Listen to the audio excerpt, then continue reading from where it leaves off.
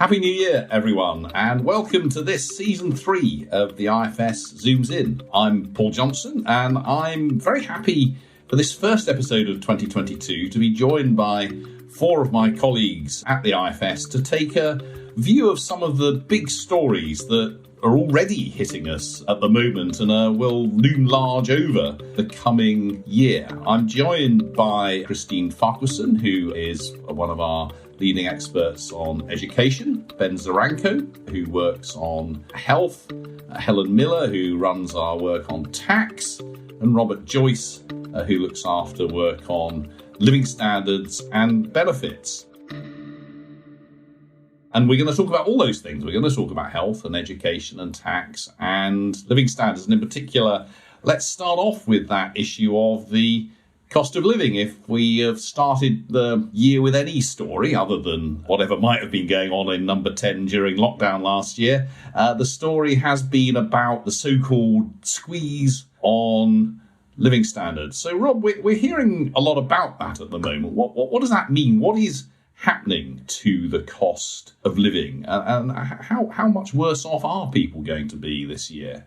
Well, inflation is rising pretty quickly, and that's something that we haven't been used to seeing for quite a while now. To give some idea, according to the latest forecast from the Bank of England, it expects annual inflation to reach about 6% by April, which is a big focal point in much of the debate right now, in part because that's when benefits normally increase. But these kinds of rates of inflation are going to affect everyone, of course. For example, someone on around median earnings is putting that together with some tax increases as well is likely, we think, to actually have less spending power next year than now. And those on benefits who are reliant on whatever uprating to benefits occurs in April will find that doesn't keep pace with the rise in the cost of living too. So by default, benefits go up in line with inflation, as it was in September, which is about 3%. But because inflation has since risen to about 6%, that will leave them some way short of maintaining their spending power. So it's going to be a big issue in the coming months. And whilst inflation as a whole will be 6% or possibly more, according to some forecasts, come April, the actual inflation faced by the groups you're talking about, particularly people on benefits, is likely to be quite a lot higher, isn't it? Because they spend so much more of their money on energy, which is one of the things that's really going up quickly.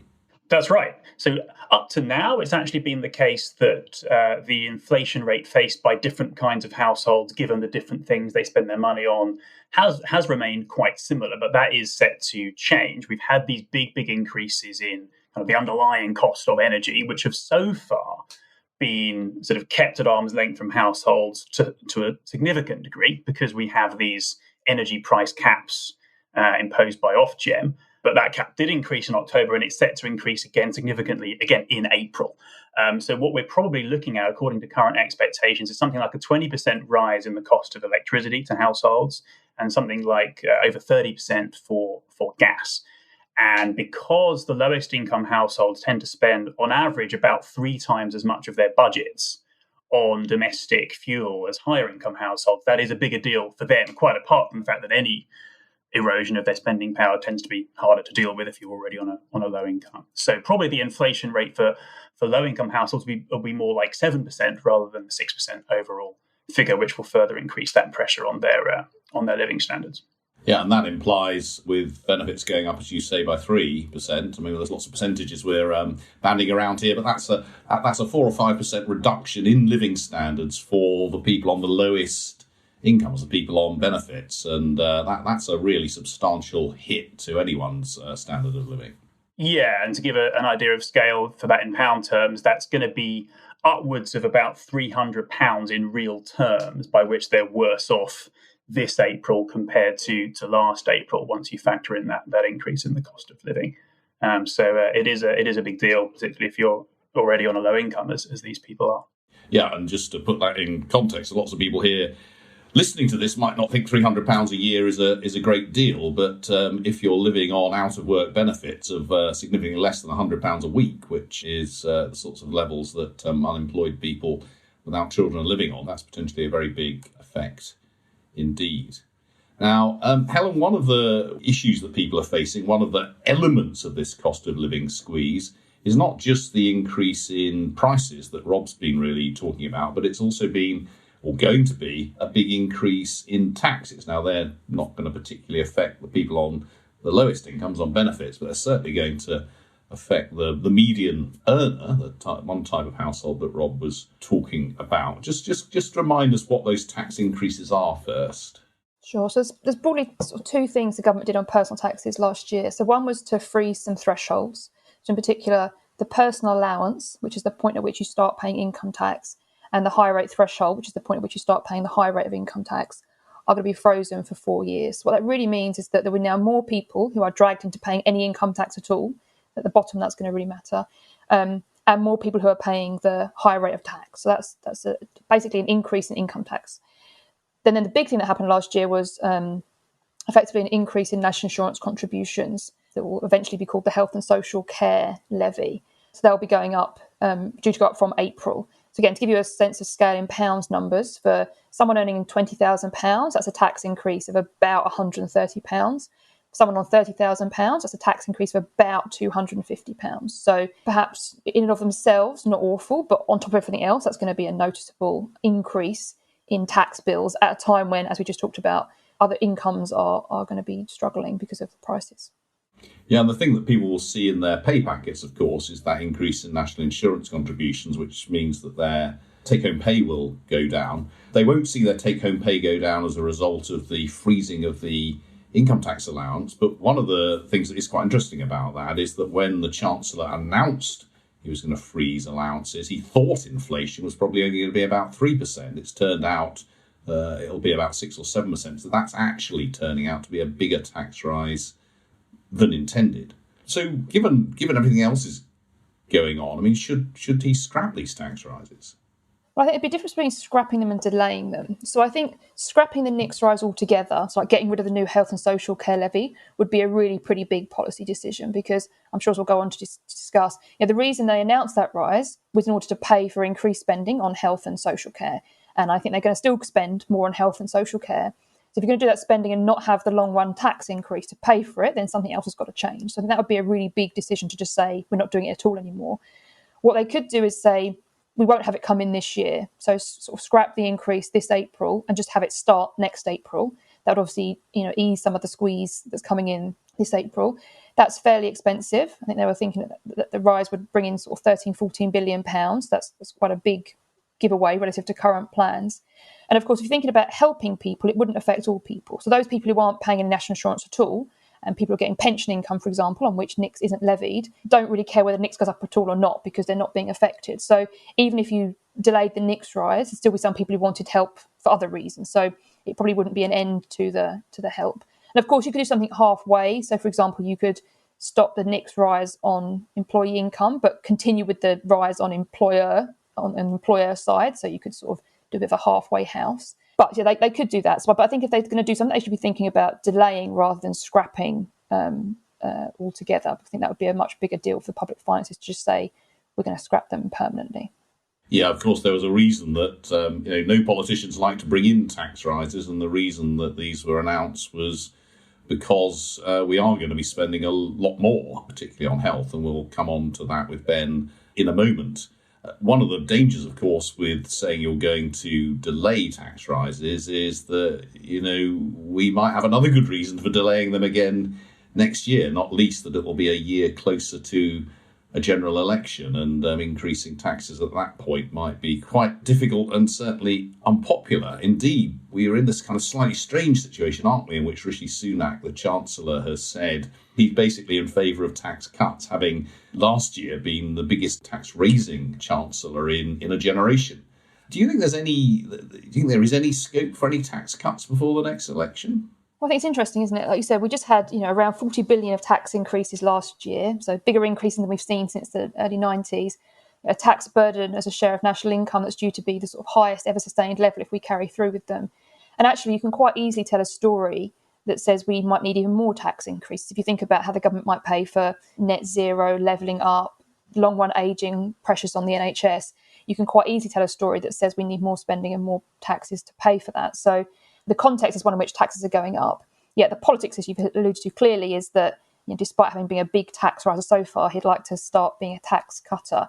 So I can't see a world in which he is able to cut taxes enough so that overall he offsets last year and is a tax cutter overall. That would seem to be unrealistic. But I guess I wouldn't be surprised if, for political reasons, he tries to find some taxes, some salient personal tax to trim so that he can go into election saying, here's a salient tax that I've cut back a little bit. So I suspect overall tax cuts are a bit more likely than big tax rises, but it's certainly a stark change from where we were last year, I think, moving from big tax rises to looking at what we're going to cut. Yeah, I think you're right. I think the scope for saying something or other, possibly income tax, will be cut in the run-up to an election seems to be there.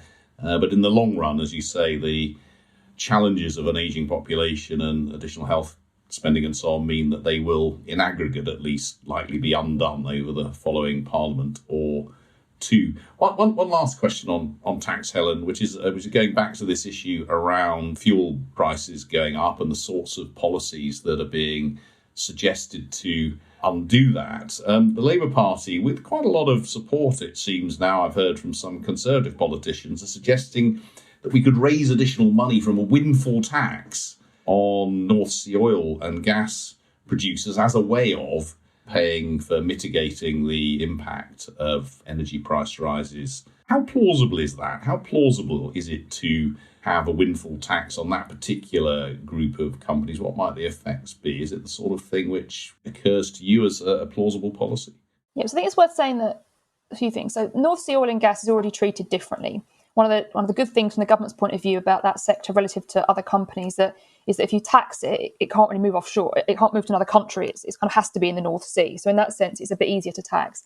And we have always taxed it at higher rates than other companies. In fact, we cut those rates in 2016. And you could just argue to say, if we want to raise more tax from the profits of oil producers or gas producers, we could just put up the rates of corporation tax that we charge that sector. So before you even get to windfall taxes, just put up the rates of tax you charge them. I think that would be something we've done in the past and we could do again. Windfall taxes in particular, the attraction to them in general is that if you can do them and you can get companies to believe they are actually credibly one-off, they won't happen again, then they're a good way to raise revenue because they don't change companies' behaviours. Companies won't change their investment plans because they think they can't avoid the tax and they can't change it in the future, so they just carry on doing what they're doing. So in that sense, it could be attractive.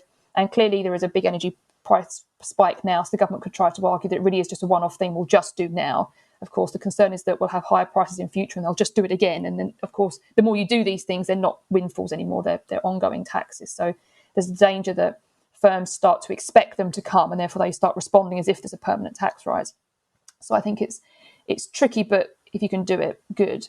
Another issue is whether you only want to target the North Sea. So obviously there could be profits coming out of people who are digging the stuff out of the ground, but there are also profits at other stages in the production. So at the retail end, for example, I think it would be maybe harder to pull off a windfall tax there, but you could think more broadly. So I think the punchline is, yes, we could probably do it. In terms of how much money we would raise, I think we could probably raise a fair amount, maybe some low billions. I don't think you should be thinking about being able to raise enough money to be able to do something like fund a cut in, fund the delay to national insurance contributions, for example. I just don't think there aren't enough billions washing around there to make it that kind of scale. So we can get some money. I can see it be politically popular, but it's not going to be the silver bullet that just fixes all these problems and pays for everyone to be no worse off as a result of the energy price rises. But a plausible policy then, and a policy that could raise something noticeable in the, as you say, the small billions.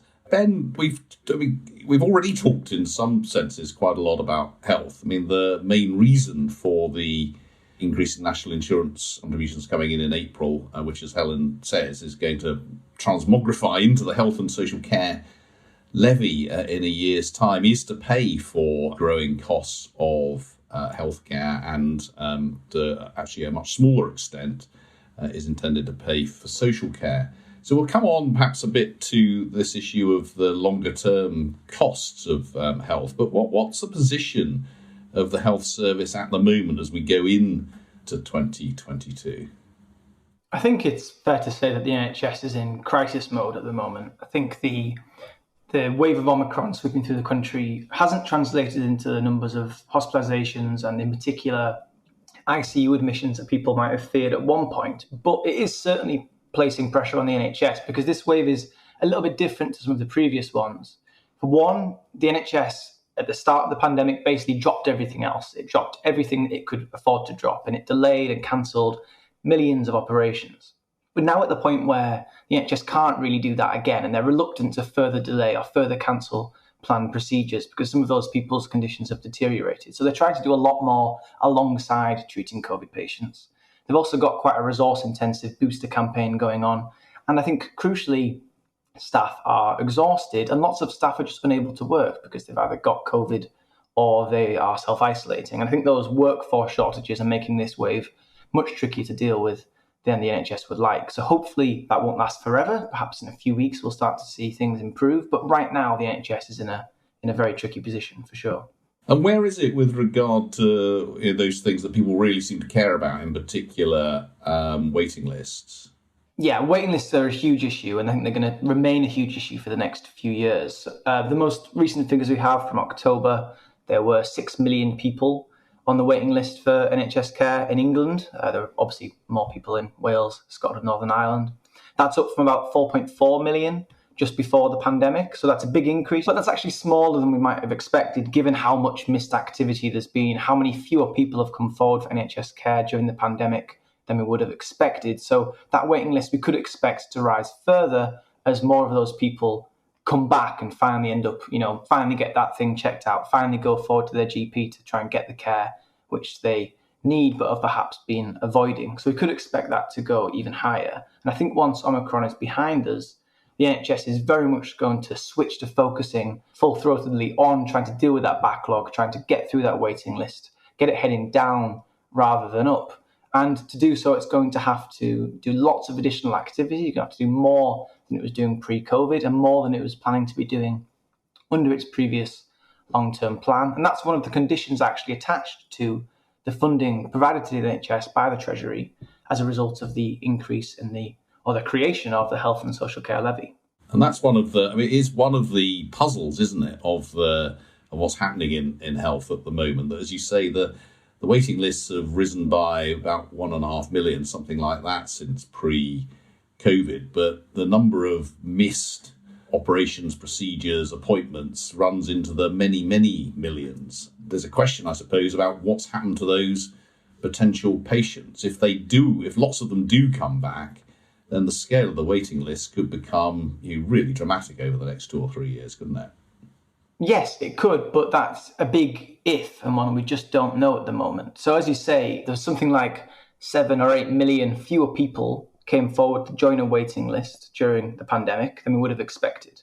And at the same time, the waiting list has gone up by about 1.5 million. And so if a substantial fraction of that 7 or 8 million do eventually come forward for care, you could be looking at, in a worst case scenario, perhaps a waiting list doubling from 6 to more like 12 million. And these are the sorts of scary figures that people were warning about last year. But so far, there are no signs of a horde of untreated patients finally arriving banging on the NHS's door seeking care. And if that continues, if people choose to stay away, perhaps some of them go private, perhaps some have learnt to live with their conditions, numbers may never get that high, but I think it's reasonable to expect they will increase perhaps quite substantially, but I would be surprised if they did make it north of, say, 10 million this year. But that is something that NHS leaders will 100% have their eye on and will be monitoring very carefully. Maybe it's an indication that we do too much healthcare in normal times if people aren't coming forward. That's to be seen. So that's the health. That's on health. But this health and social care levy, how much of that money is actually going to go into social care? Of the 12 billion or so net that is raised by the health and social care levy each year, around 85% of that to begin with is going to go to the NHS to deal with this big backlog problem. And the remaining 15%, so roughly 1.8 billion per year, will go to adult social care. Some of that is to try and improve workforce training and provide mental health support for staff. Some of that is to increase the fees that will be paid to social care providers. Some of it is to implement the new social care funding reform. And the government has a long shopping list of other things it'd like to do as well. So there's £5.4 billion over the next 3 years for adult social care in England. That's intended to achieve a long list of things. It's probably going to struggle to do all of them, but it is a substantial increase in social care funding that's been announced. It's substantial, but as you say, given the things it's supposed to be doing, and in particular the Prime Minister's announcement about the change in the way that we pay for social care, such that no one has to pay beyond 87,000. I mean, there must be a good chance that's not going to be enough to certainly transform people's experiences of social care. I think that's fair, yes. I mean, it's always possible that there will be more funding coming down the line. It certainly wouldn't be the first time that social care funding was topped up.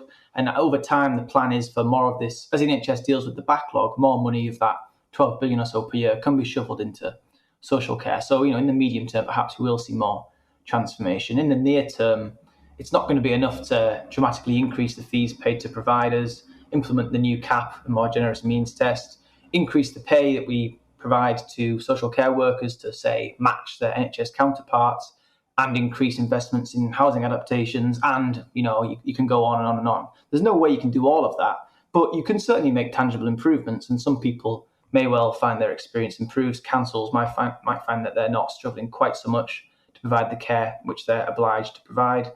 There are cautious grounds for optimism, but no, this isn't going to be enough to fix everything. Well, maybe not enough to fix everything, but this additional money for health and social care is genuinely really, between them, really quite substantial over the next couple of years. And perhaps not surprising that government would focus on those, given that we've just been through this pandemic and the scale of the backlogs created and the pressure that social care has been under. But of course, this isn't by any means the only bit of the public sector which has been under pressure and which faces increasing pressures over the next 2 or 3 years. We've also seen the education sector significantly affected. Schools were shut for a period, particularly during the first wave of the pandemic back in 2020. There was a lot of teaching from home a year or so ago. There's been lots of issues with childcare and universities as well. So I'm going to move on now to Christine to talk a little about where we are with regard to education. And let's start off, Christine, with schools. I mean, looking at it particularly from a financial point of view, what sort of position are schools in as we go into 2022? Well, I think the really good news when we compare this January to last January is that schools at least are open this term. That's important for everybody, for all children, but it's particularly important for the most disadvantaged children, who are the ones who, on average, lost out the most from remote learning. But it's kind of tempting to say, oh, schools are open, then it's all fine. Actually, I think we're in a situation that parallels the healthcare system in some ways, where the most recent official numbers from the DfE come from early December, before Omicron really took off, but more unofficial surveys say in the first week of term this year, a third of schools are dealing with COVID-related staff absences over 10%. So it's definitely not the case that kids are going to school as normal and getting their education as normal. We're probably storing up some disruption and storing up some more problems for the future as well. And what do we know about the scale of those future problems? We obviously had a lot of children away from school getting varying amounts of input during the first period of shutdown. Second period of shutdown, there seemed to be more consistency of input in terms of online teaching, but still not everyone got the same. What do we know about the levels and inequalities in learning loss from all of that? So we're starting to get a sense of where learning loss is. I think it's important to reflect on and remember just how huge this period of disruption has been during the pandemic. So over the last 2 years, under the very best case scenario, if you're the luckiest kid, you're prioritized for early return, you never had to self-isolate either because you caught COVID or your classmate caught COVID, there was no local disruption that meant your school closed for longer than anyone else. Under that best case scenario, kids in England lost out on 16 weeks of in-person schooling, and it was slightly higher in some of the developed nations. That's around a fifth of their total learning time over the 2019-20 and 2020-21 school years. So these are really big periods of disruption that we're talking about. And that's not even counting the autumn 2020 term, where we had lots of pupils kind of off on an ad hoc basis. So given the scale of the disruption, it's probably not surprising that we're starting to see that feed into really pretty substantial amounts of lost learning. Estimates suggest by March 2021, so at the end of the second period of school closures, primary school pupils were around 2 months behind where they were expected to be in their reading. They were almost 4 months behind in their math. That's bigger for the most disadvantaged people. So this is not just about pupils on average losing out on a huge amount of learning. This is also about widening those inequalities in learning that we've been struggling with for years or probably decades before going into the pandemic. There is a silver lining here, which is that when kids went back to school after the first round of school closures, those gaps did start to close and that learning loss did start to undo a little bit. And that's really due to the efforts of schools and teachers and parents and the pupils themselves. But the risk is that the more disruption we have and the less time we spend trying to catch up on this lost learning, the worse these problems are going to be, the more entrenched they're going to become. And for the older pupils who are leaving school, that horizon we have for catching up on the lost learning is looking smaller and smaller.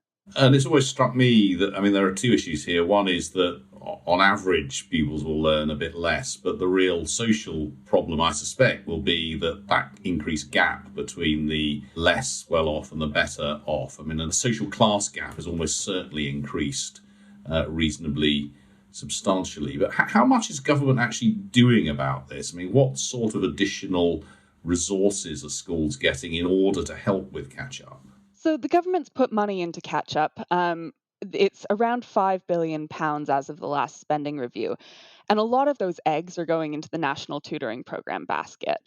Now, the scale of the catch-up funding that we have on offer is not really in the same ballpark as the scale of what some industry bodies have estimated. So others have estimated the amount that's needed to address this lost learning problem at closer to sort of 13 or 15 billion pounds. Nevertheless, this is a reasonable amount of money, and if it's deployed well, it can do a lot of good. The challenge we're going to have is the government from the top, from Whitehall, is trying to allocate this money through a program that really hasn't existed before last year in ways that are going to support the very different and very nuanced needs of pupils to try and catch up on what they've missed out on. And that's not just have you learned to read this word? Have you learned to solve this math problem? That's also, where's your mental health at? What about your social skills? Have you built the kind of coping strategies and life skills and all of those other things that come along with being in school and being in person in school? And actually, those are some of the things that, in terms of pupils' long-term resilience and in terms of their ability to catch up in the classroom, those are some of the foundational skills that underpin that. Getting the strategy right and getting the mix of support right for different kinds of pupils who've experienced different kinds of difficulties over the last 2 years is going to be really tricky to do from the middle of London. And that implies to me you think there should be more devolution of the money or the responsibility for allocating and spending the money to academy chains, to local authorities, to schools themselves? I think one of the really important things to get right in this phase of coming out of the pandemic is rebuilding the relationship between schools, local education policymakers, and the government, the Department for Education. In a lot of ways, those relationships have really been corroded during the pandemic, with very little notice given for policy changes, with a lot of lack of consultation, with a lot of lack of bringing schools and head teachers and teachers, parents and families along with the policy. And so getting the relationship right so that schools have the responsibility and the agency that they need to make the best decisions for their pupils, but at the same time that we're making sure that that money is being spent in ways that have an evidence base behind them. Getting that balance right relies on everybody coming into that debate with good faith. And that means that the relationship between the central government and the people on the ground needs to be improved as a priority. Yeah, and that's something one hears an awful lot when talking to professionals in the education system. Far too often this turns out to be a relationship which is not based on mutual trust and respect, shall we say, and that gets in the way of a lot of good policy. Finally, Christine, we could spend ages on every aspect of education, but perhaps a word on the preschool side of things. That's actually something that's, from what I've seen, has got remarkably little coverage in the media with respect to what the impact of COVID has been. But actually, it's been quite substantial, hasn't it, for early years provision? Yeah, I think that's exactly right. And I think it is puzzling in some ways that we spend so much time talking and thinking about schools, a fair amount of time talking and thinking about university, and then we have some of these other parts of the education system that really seem to fly under the radar. In terms of the preschool sector, I think there's a couple of really big challenges here. The first is what providers are going to do. So they had a fair bit of financial support through the first lockdown, the first set of enforced early years closures, but they're coming into the current period with on much more uncertain financial footing. And the funding formula, there were increases for that in the spending review, but they're relatively small, and a lot of the money has been quite targeted at certain kinds of people or certain kinds of providers. So the financial sustainability of the sector as a whole is key. On the other hand, we have the lost learning argument for kids in early year settings. So these, particularly 3 and 4-year-olds who weren't able to take up their early education offer in person, are going to have missed out on some of the opportunities that gives them in terms of being socialized, in terms of developing the skills that they need to be school ready when they show up to education. That's not something that we've really seen well assessed so far, mostly because those kids are still not quite old enough to have gotten into the school assessment system where we start to get that really good data. But those are potentially problems that are going to make it much more difficult for those teachers in reception in year 1 to catch those children up on learning and move them along on the academic side as quickly as we'd like them to. I think the final argument here ties into the cost of living that we were talking about at the beginning of the podcast. So we've heard that families are under a lot of pressure, and we know that for families with preschool age children, we know that childcare is a big part of that financial pressure. So the government could well come under increasing pressure to rethink its strategy here. The current system's pretty fragmented, and it gives a fair bit of support to some families, like working parents with 3 and 4-year-old children. It gives very little support to other families. For example, parents with 1-year-olds get no free entitlement and really only have access to tax-free childcare or to the benefit system if they're really quite low income. So I think there's going to be a lot of pressure to think about the childcare system as a whole and whether it's delivering what we want it to be delivering for all of the different types of families who are relying on it. Well, it's interesting, isn't it, the way that the experience of the pandemic is forcing us, or should be forcing us, to think about the delivery of all sorts of public services, certainly, as you say, childcare, but also schools. I think universities have learnt a lot or are changing the way they behave as a result of this. We've certainly seen in the health and social care sector the extent to which this has resulted in very different behaviours. I mean, even from the sort of point of view of GPs probably doing things over phone and Zoom for a period well into the future. So we've had a big change in our, I think, assessment of what is happening in the public sector, but also as we think about, particularly going into 2022, big pressures throughout public sector provision. We've talked about health, social care and education, but clearly things like the justice system and many others are also, local government also under pressure as we go into this year.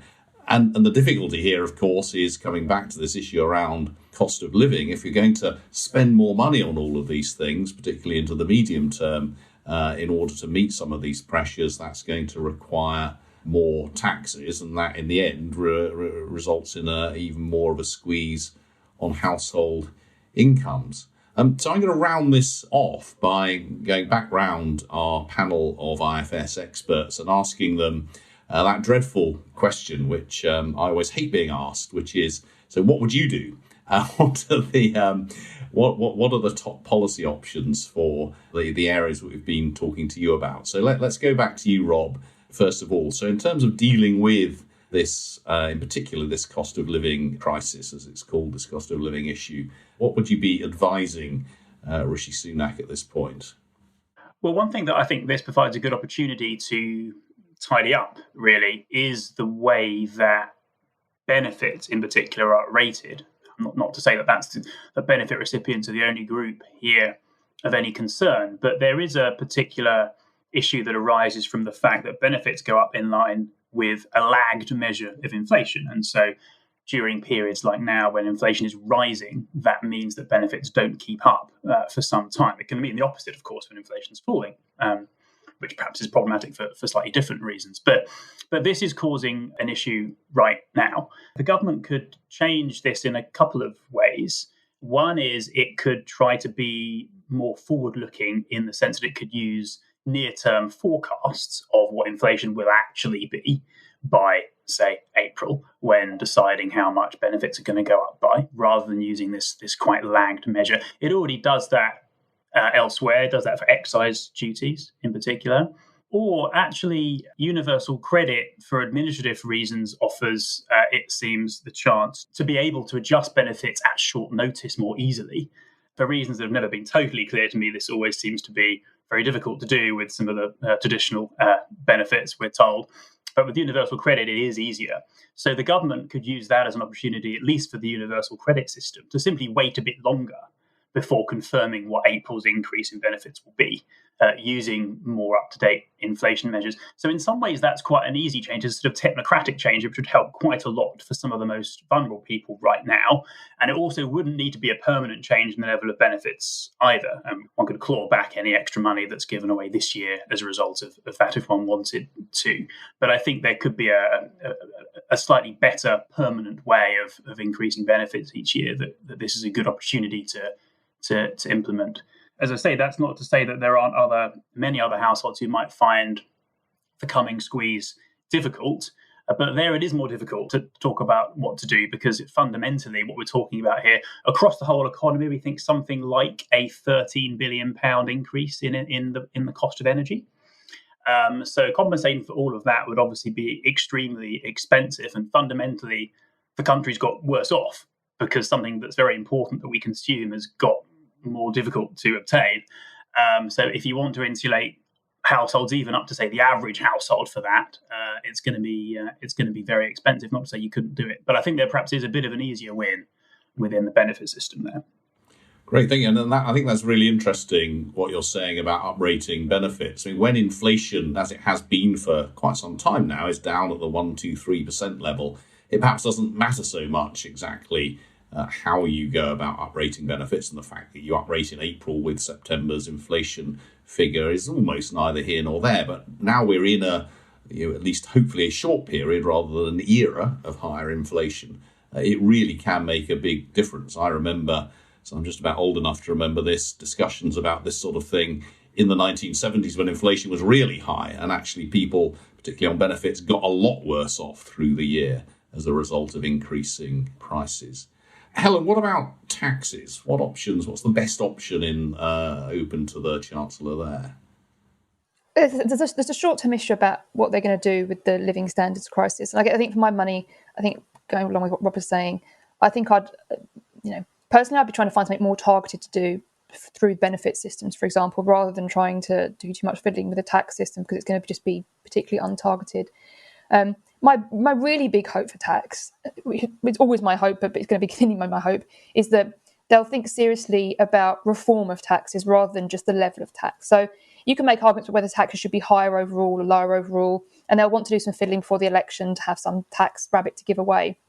But take almost any area of our tax system, and there are just big problems in the structure of the taxes that need to be fixed. So just to reel off some examples, we have a council tax system that's 30 years out of date and that's regressive. Fixing the structure of that would help for levelling up. We tax capital incomes at much lower rates than earned income, in large part because national insurance contribution only apply to earned income.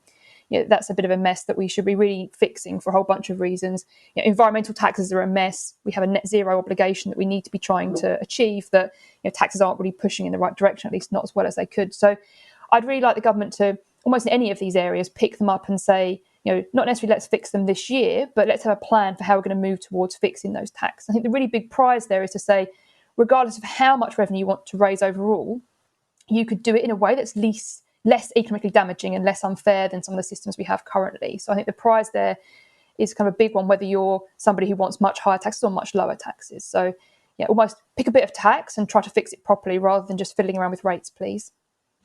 Well, that would be nice, wouldn't it? And actually particularly important, given what we talked about in terms of the long run. The tax burden is rising quite a lot at the moment and is likely to rise into the future as we deal with all of the upcoming priorities. And it becomes ever more important that you design those taxes well rather than, as they are at the moment, badly. So that's quite a big ask from Helen. Ben, what about health and social care? Well, Paul, my biggest policy ask actually has nothing to do with health and social care. It's for the government to mark all of England's fixtures in the World Cup with a bank holiday later in the year. But if we park that one for a few seconds. On health and social care, I think if we take a step backwards, I think largely the funding question has been, at least for the next couple of years, largely answered. And I think the question is now, what do we do with that funding? And what I'd like to see is a much greater amount of focus and attention paid to evaluating effectively what we spend that money on and how well it works. And I think there's some signs, some very welcome signs that that's embedded in the social care policy ambitions. So that they're doing what they call trailblazers, where basically some areas are going to have the charging reforms brought in a bit earlier and they're going to see what happens effectively. And there's some signs that they're going to push to have more national level social care data, so we can actually see, who's using which types of care, what happens to them, what happens with different policy reforms, different price changes, that sort of thing. And that's very welcome. But I'd like to see much more invested in that. And that might mean, not rolling things out on a national level all at once, which makes it much harder to see what impact it had. We've seen lots of that in the pandemic. So, for instance, incentivizing pharmacists to provide more vaccines by increasing the fee we pay them. Why are we doing that nationwide?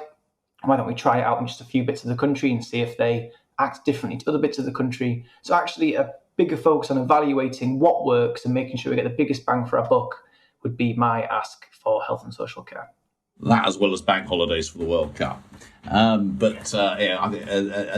certainly right across public services, government which really invests in working out what works would be lovely. And we have far too little of it, as indeed I think the head of the National Audit Office was writing just earlier this week. Christine, finally, education. What would your number one priority be for this year? So the government's due to make about 16 million education announcements in the next few months. We've got the schools white paper. We have this really long delayed review of special educational needs and disability. We're still owed an official response to the 2019 Augur review into post-19 education. So there's going to be a lot of policy in this space. I think my big ask is actually echoes what Ben said, though, is we've got this money that's going predominantly into the national tutoring program, but into post-COVID catch-up. And this is not a new question, right? Like, how do we help children to make the academic progress we want them to make? How do we help particularly the most disadvantaged children to make the progress we're expecting them to make? This is not something that's just popped up in the last couple of years. It's a question we'd really actually quite like to know the answer to in the longer term as well. And so understanding how this national tutoring program and this catch-up money is being used and understanding what parts of that actually work and actually seem to deliver the most value for money is not just going to pay dividends for targeting that pot. It's going to be something that we can really build on for years and years into the future. So I think that's got to be at the core of how we're deploying these resources.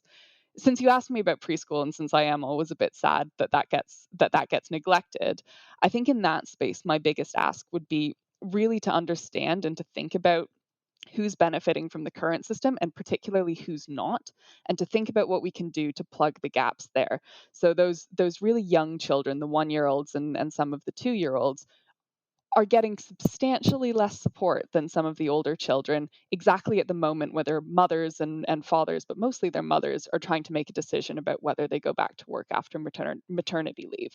So I don't think any sort of policy that looks at the early years system of support as a whole can afford to ignore those groups anymore. Well, thank you. There's quite an ambitious agenda laid out by you all there. Helen simply wants, the sensible reform of the entire tax system. And I think Ben and Christine would like to have a government which really spends money on things that work and works out what does work, alongside Christine's desire for much more focus on the youngest children, which, again, all of the evidence tells us is likely to be important both for them and for their parents. thank you all for what's been a fantastic, if necessarily quick overview of 4 of the biggest issues that are going to be facing government and indeed will be part of the public debate for the next year. I'm sure that I will be talking to each of you individually in much more depth about each of these things over the coming weeks and months. But thank you everyone for listening to this, the first of our IFS Zooms In of 2022. I hope that has whetted your appetite for some of the fantastic work that my colleagues have been doing. Do look on our website and elsewhere for much more detail on all of those things. Do continue tuning in to the IFS Zooms In. Keep well, and we'll see you again soon.